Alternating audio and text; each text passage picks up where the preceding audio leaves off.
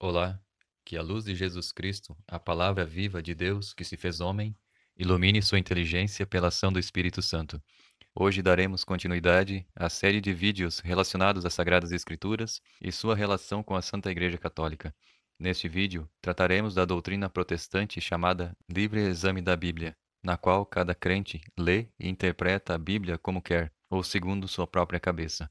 A partir do século XVI, surgiu uma atitude de negação da autoridade espiritual do clero católico, no que diz respeito àquilo que deve ser crido e interpretado quando se lê as Sagradas Escrituras.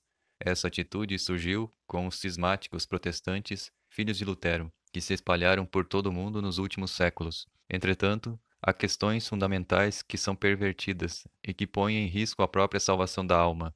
Mesmo nessas questões fundamentais, há discordância entre as ditas igrejas evangélicas. Cada uma delas crê e emprega sua própria verdade, baseada em quê? Na Bíblia, é o que dizem. Mas é claro e evidente que isso não é verdade, porque a palavra de Deus não se contradiz. O problema acontece porque cada uma destas igrejas se baseia na sua própria interpretação particular da Bíblia. Uma das principais diferenças entre católicos e protestantes reside na questão de onde está a autoridade. Enquanto os católicos aceitam a autoridade da Igreja e da tradição, os protestantes afirmam que seguem apenas a Bíblia, a chamada sola Escritura, e que cada crente tem a última palavra para a interpretação final em termos de preocupações da doutrina e prática, interpretação pessoal ou livre exame da Bíblia. Desprezando 2000 anos da história do cristianismo, o ensinamento dos apóstolos e de seus sucessores, os concílios com centenas de bispos. Os tais sobem na ponta do pé e batem no peito, e diz: a Igreja Católica está errada. Só eu que sei qual é a verdadeira essência do cristianismo. Assim, cada pessoa se faz um super-papa para si mesmo e decreta o que é a verdade da fé. Cada pessoa escolhe quais as doutrinas querem acreditar. Aceita essa, rejeita aquela. Ser um herege significa exatamente isso. Heresia significa escolher acreditar em uma doutrina de fé que não é baseada na doutrina dos apóstolos e que está no creio católico, ou também em rejeitar uma verdade de fé tida como dogma. Além disso, todos os protestantes questionam o dogma da infalibilidade papal, ou seja, que os papas são infalíveis quando fazem declaração de fé e moral. Perceba a incoerência. Rejeitam a infalibilidade do papa e quando fazem isso, eles se põem acima, sentam no trono e julgam a doutrina católica. Portanto, se fazem infalíveis eles mesmos. Ora, se não há ser humano infalível, por que eu deveria acreditar no que você diz? Prefiro ficar com aqueles que receberam de Jesus a autoridade para o ensino e possuem a sucessão apostólica católica, com uma única e mesma doutrina estável, definida em 2000 anos de Igreja de Jesus. Não nos causa nenhuma surpresa que esse tipo de pensamento herético tenha gestado a divisões, seitas aos milhares. Atualmente, existem mais de 30.000 seitas protestantes, ditas igrejas evangélicas, diferentes no mundo, sendo que cada uma delas prega algo diferente, algumas chegando ao extremo de como acreditar e praticar o casamento gay, promover o aborto, segundo ou mais casamentos. Alguns negam a Santíssima Trindade, outros negam a imortalidade da alma. Enfim, é um caos total. Agora te pergunto, o texto da Bíblia é um só. Por que tantas doutrinas contraditórias? Te respondo, o problema não está na Bíblia, está na falsa interpretação. Não existe essa história de igreja evangélica fiel à Bíblia, porque a única igreja que pode ser fiel à Bíblia é aquela que a produziu, na pessoa dos apóstolos, inspiradas pelo Espírito Santo, que também foi a mesma igreja que definiu a sua forma, usando da sua autoridade, dada por Jesus Cristo, para dizer quais dos muitos livros que eram lidos e reverenciados na igreja primitiva eram divinamente inspirados e quais eram apócrifos. Estou falando da canonização dos livros da Sagrada Escritura, que fazem com que a Bíblia seja cristã, isso é, os livros do Novo Testamento, que são os mesmíssimos livros que as igrejas evangélicas adotam, acatando a autoridade da Igreja Católica que a definiu. As diferenças entre a Bíblia católica e a protestante estão apenas no Antigo Testamento.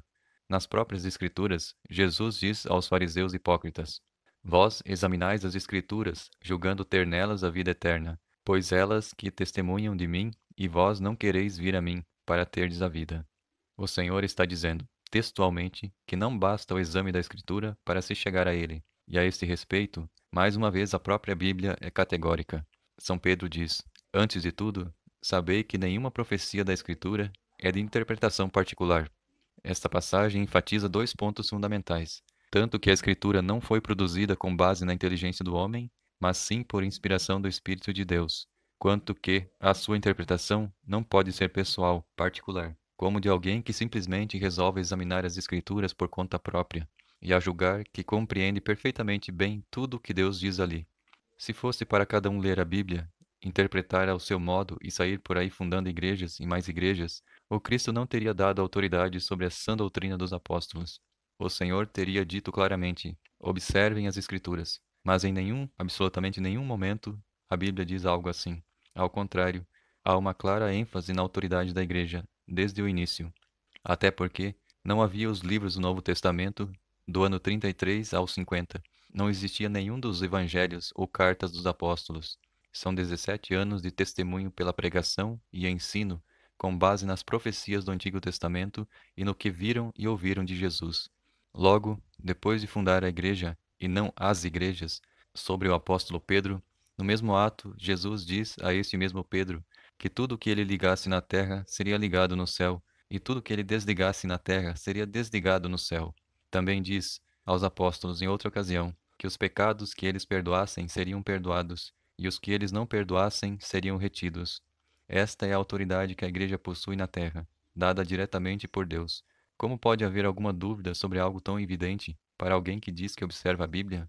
Mais ainda do que tudo isso, em sua primeira epístola a Timóteo, São Paulo, apóstolo, é explícito: escrevo para que saibas como comportar-te na igreja, que é a casa do Deus vivo, a coluna e sustentáculo da verdade. Coluna e sustentáculo da verdade é a igreja, e não a interpretação particular e isolada das Escrituras. As Escrituras mesmo dão testemunho disso. Algumas traduções dizem a coluna e fundamento da verdade. Que mais é preciso dizer? Que mais a própria Bíblia poderia dizer?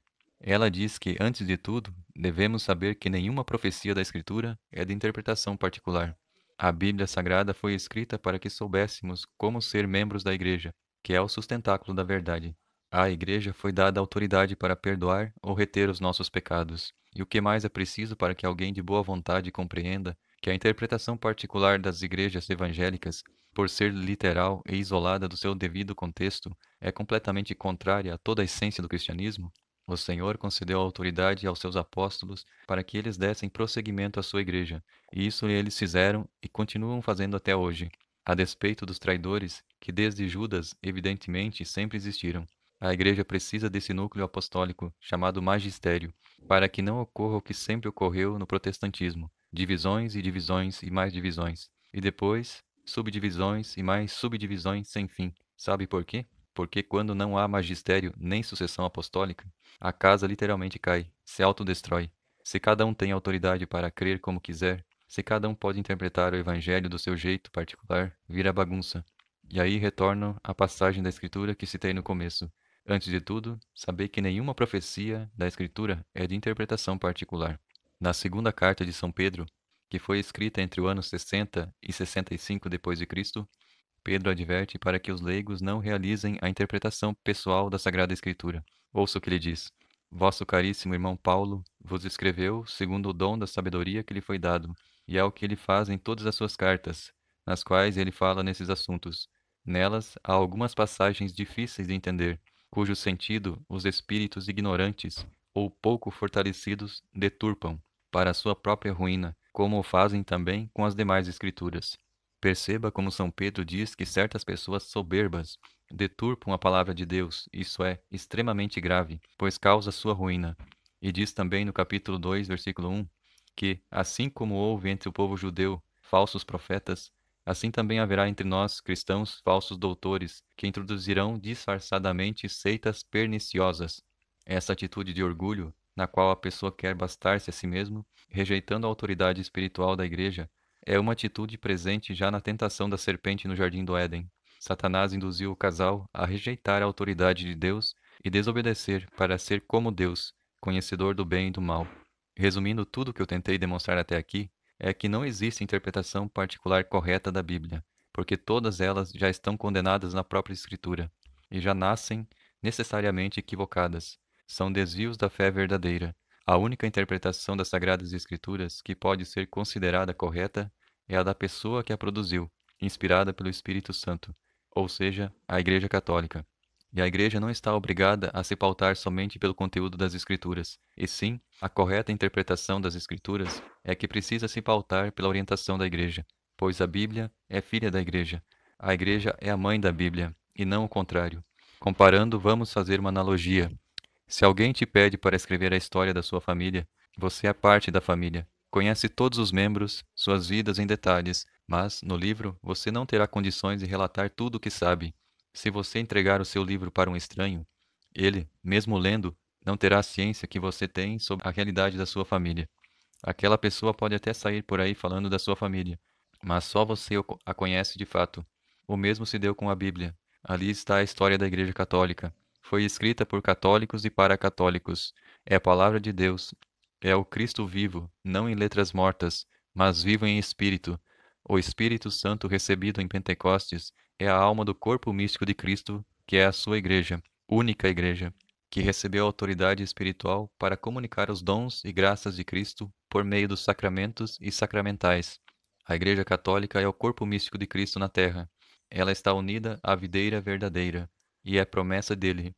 Deus não mente quando disse: Eis que estou convosco todos os dias até o fim do mundo. Prestou bem atenção? Jesus disse todos os dias. Significa que sempre esteve com a sua Igreja Católica. Se dissermos, como afirmam os rebeldes protestantes, que só no ano 1517 surgiu o verdadeiro cristianismo, como Jesus queria, estamos chamando Jesus de mentiroso. Todos os dias significa todos os dias. Eis que estou convosco todos os dias até o fim do mundo. É sinal de humildade e amor à verdade ouvir e aprender com aqueles que vieram antes de nós e que são legítimos sucessores dos apóstolos. Louvado seja nosso Senhor Jesus Cristo e sua mãe, a Virgem Imaculada. Amém.